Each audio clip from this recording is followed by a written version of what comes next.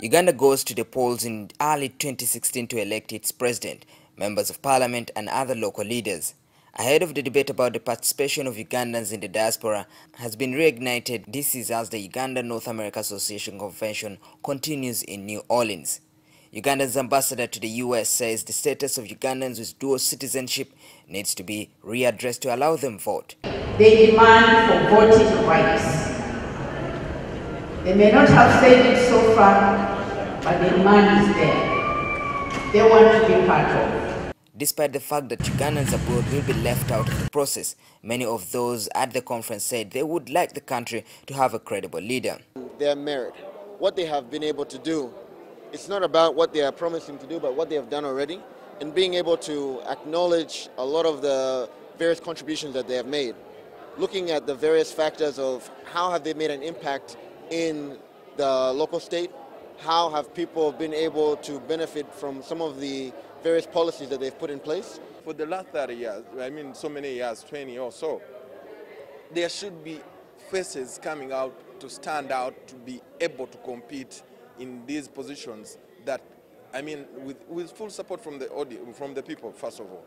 And then Uganda should embrace and think, be outside the box. Some who did not want to appear on camera said after nearly 30 years of the rule by President Museveni, they want to see change. So if all the candidates can accept that and can play by the rules, I think Uganda is moving in the right direction. Looking at the interests of the entire country, everyone brings something interesting on the table. You know, I've seen them work with each other. For instance, the former Prime Minister and the President have worked closely together. I don't know why they cannot work together. Besigye has worked with the President before. I think what we need is put aside personal interests. And I also think, I personally think we need new energy. I think we've been recycling a lot. I think most of the options we have are people who have been there for a long time. But support for President Museveni is still strong, with his supporters saying he has been able to address many of the problems that the country faces. In Uganda, we need a leader who is having the country at heart. That's why we see we still have a problem, you people who doesn't want Museveni. Museveni is going to lead that country. Because whenever they want to check in other leaders, they say, now, we are changing for what? If they have any better, let us continue with this person, this gentleman, Museveni.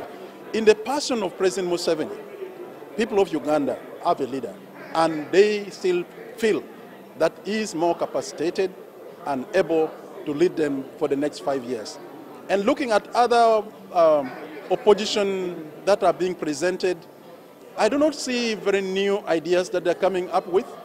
And I do believe that Ugandans are able to assess the views that they're coming up with and their capacity to implement what they say. Like it's speculated at home,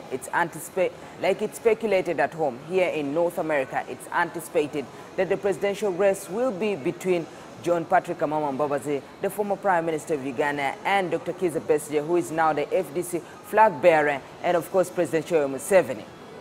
Maurice Ochoa, NTV, here in New Orleans, US.